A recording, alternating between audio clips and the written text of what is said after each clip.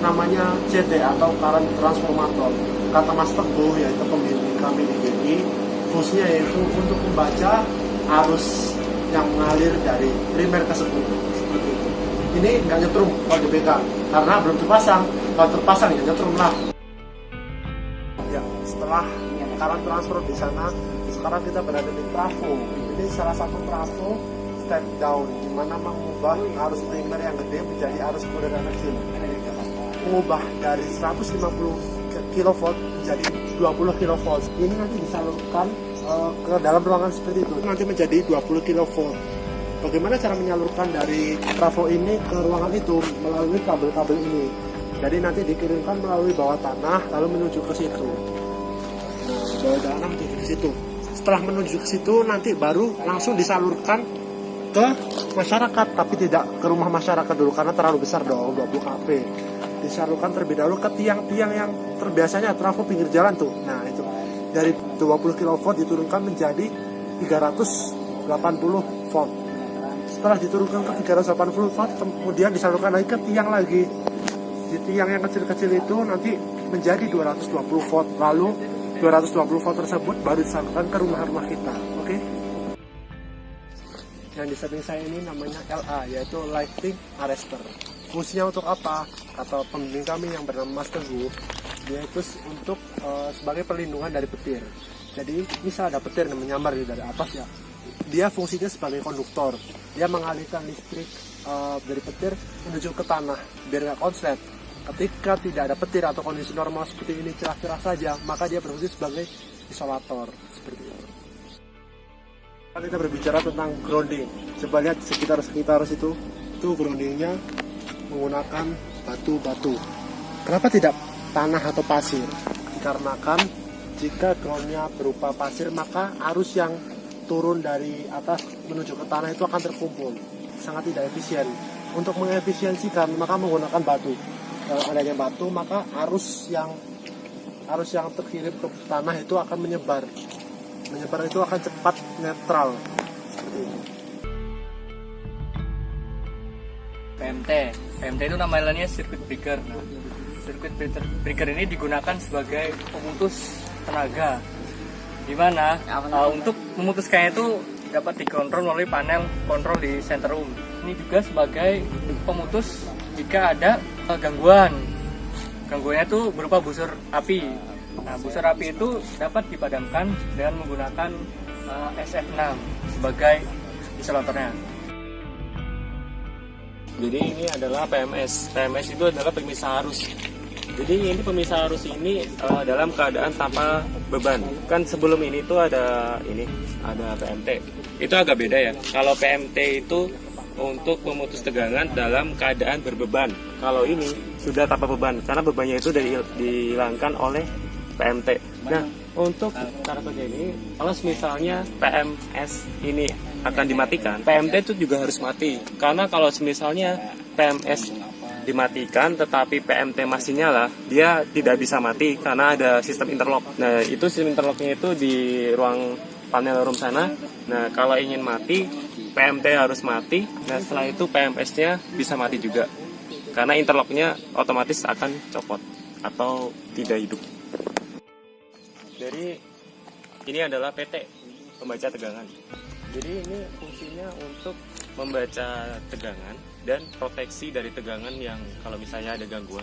Jadi dia akan mempertahankan atau memproteksi ya, seperti itu dari PMS ke PT. Nah, ke PT ini jalurnya untuk ke gardu induk lain. Nah, setelah itu kan itu ada piringan bulat besar di kabel tengah di S. Fasa kan ini 3 fasa RST.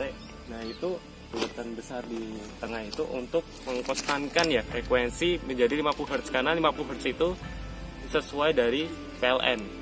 Dan itu juga bisa untuk komunikasi.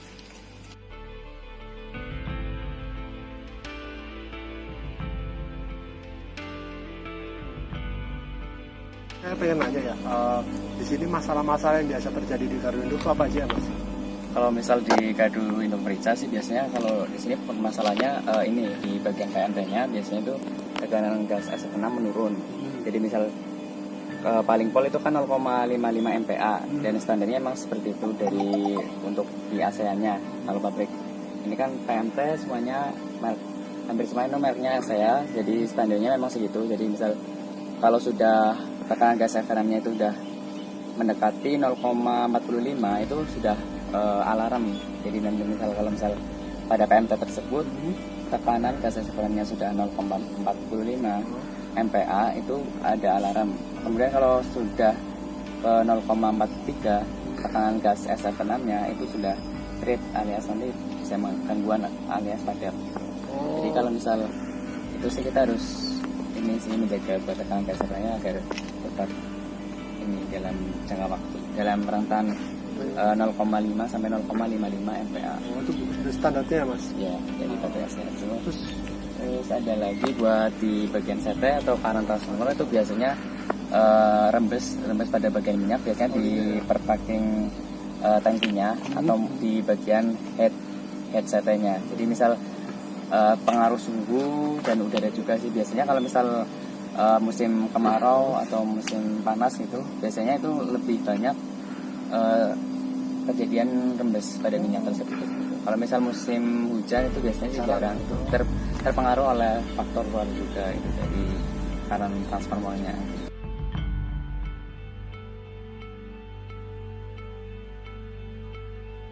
Terus mau nanya, kalau misalnya pemeliharaan karbon hidup biar tetap stabil itu gimana ya Mas? Kalau pemeliharaan, kalau misal kayak seperti penanganan tadi itu tekanan gas 6 kita melakukan overhaul.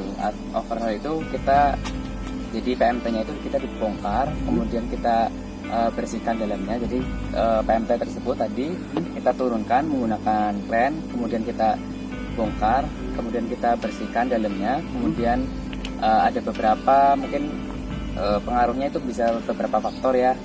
Tekanan gas SFN6 bisa turun. Itu bisa juga seal bagian dalam di kontaknya. Di kontak utamanya itu bisa sealnya rusak.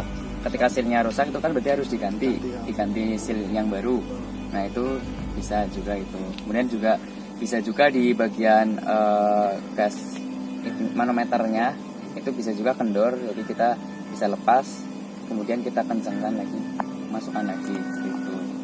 Kemudian kalau di CT yang rembes itu penanganannya kita cukup kencangkan saja di bagian packing tangkinya atau mungkin bagian head kepala atasnya CT-nya itu kalau misal biasanya kurang kencang aja, kurang kencang atau kurang seimbang. Jadi itu kan muter itu kan setiap itunya ada baut-baut, ada mur bautnya. Nah itu ada yang kendor gitu. Jadi harus seimbang, harus kencang semua itu. Jadi, karena itu pengaruh suhu dari luar kan panas juga bisa memuai kan itu yang bisa. Kalau misal pemeliharaan secara rutin sih kita bisa harus dipadamkan dulu ya, harus dipadamkan dulu. Kalau misal kita mau memelihara trafo, ya berarti trafo itu harus kita bebaskan tegangannya, harus dipadamkan. Nah, kalau trafo itu kan juga terdiri dari trafo, kemudian ada arrestor, CT, PT, kemudian ada PMT juga, ada PMS juga. Nah itu setelah dipadamkan kita lakukan pengujian. Di masing-masing peralatan itu tetap ada pengujian meskipun pengujiannya berbeda-beda. Tapi paling secara umum itu pasti ada tahanan isolasi dan juga ada tahanan kontak. Itu untuk mengecek seberapa kemampuan isolasinya itu apakah masih mampu untuk mengisolasi tegangan listrik dari kita, misalnya untuk melindungi dari yang bukan bertegangan. Jadi untuk mengisolasi antara yang bertegangan dengan yang bukan tegangan, apakah itu masih mampu isolatornya, apakah tidak. Jadi dilakukan pengujian tahanan isolasi.